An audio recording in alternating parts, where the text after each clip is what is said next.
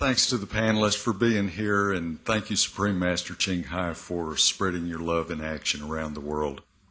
I would like to ask about the methane gas trapped under the permafrost layer. Could Supreme Master Ching Hai and Dr. Singh elaborate about what research is saying and the risk to human health? Thank you. Dr. Singh have told you a lot already, and I ask his permission to answer your question. Roughly speaking, the research show that methane gas can cause headaches. I'm not talking about global warming and trapping heat and all that yet. Now, the methane gas can cause headaches, respiratory system, heart malfunctions, and in more concentrated dose, death by suffocation. It is similar to carbon monoxide poisoning. It is 23 times more deadly than CO2. And livestock produce up to almost 40% of global methane gas. Also accounted for 65% of global nitrous oxide, which is 310 times more lethal, more deadly than CO2, carbon dioxide. And they remain many long years in the atmosphere, and methane gas causes global warming to accelerate, and in turn, the warmed up ocean and permafrost will also release more and more methane gas, and also even hydrogen sulfide, which is credited with wiping out the 90% plus living creatures in our Earth history in the past. So it's not just methane we are worried about, it's so many gases from the ocean.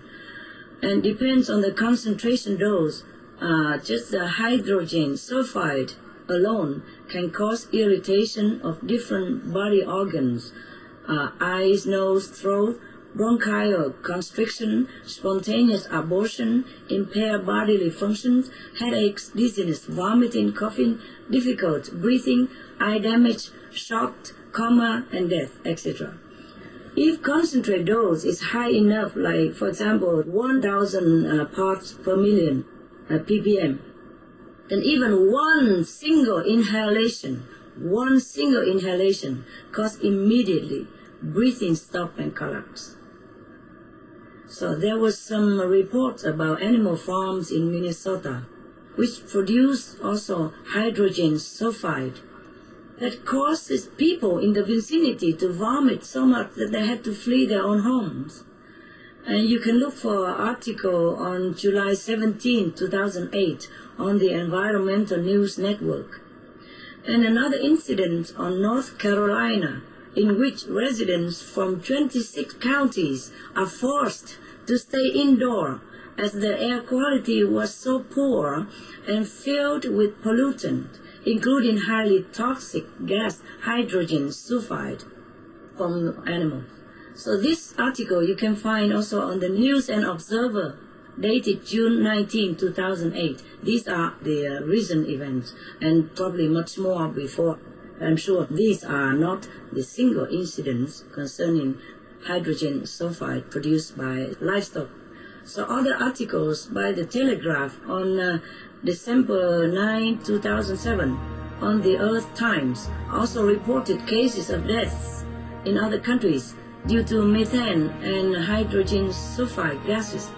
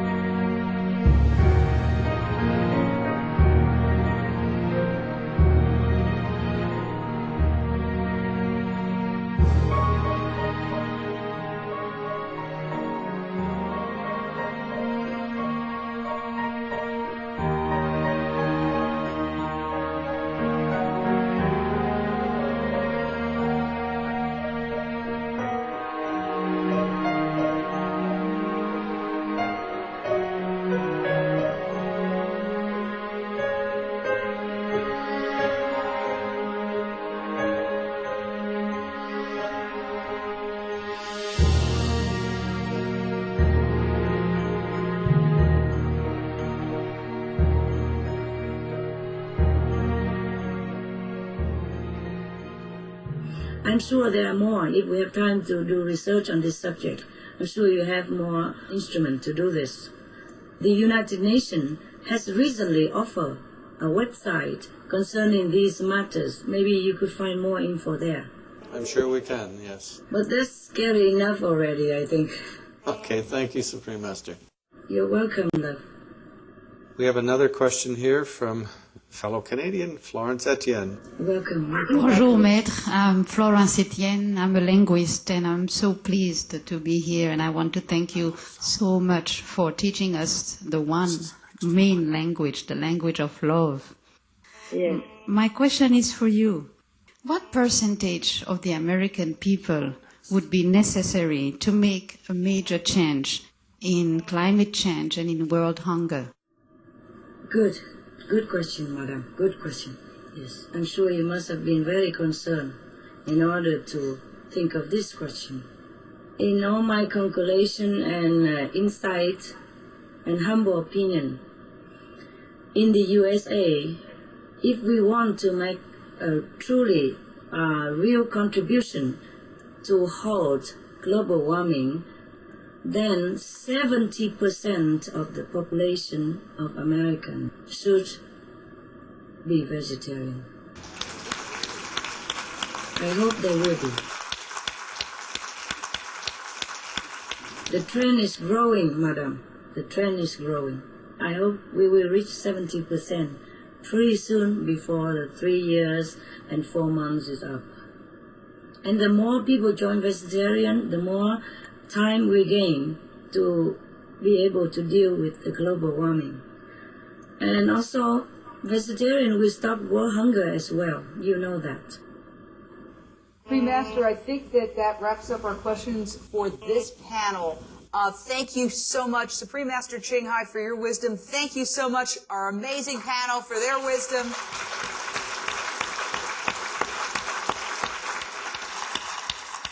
We have another extraordinary panel for you on spirituality, why all life is sacred. Thank you, Jane. Thank you. It's not just wisdom, Jane. It's information. Information that is available nowadays on the internet.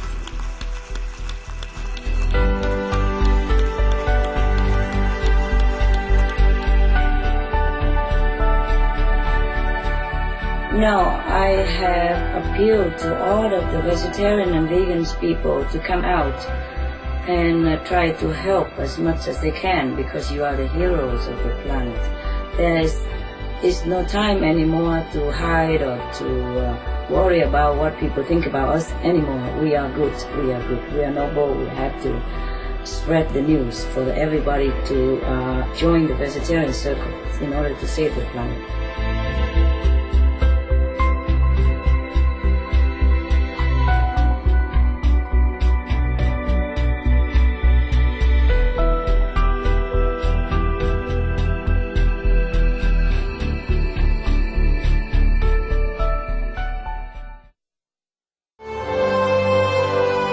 Thank you for joining us today for this special presentation of the rebroadcast of the live Climate Change International Conference with special guest Supreme Master Ching Hai.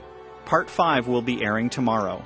Please keep your dial tuned here to Supreme Master Television for Golden Age technology right after noteworthy news. May the providence guide your life in nobility, wisdom, and love.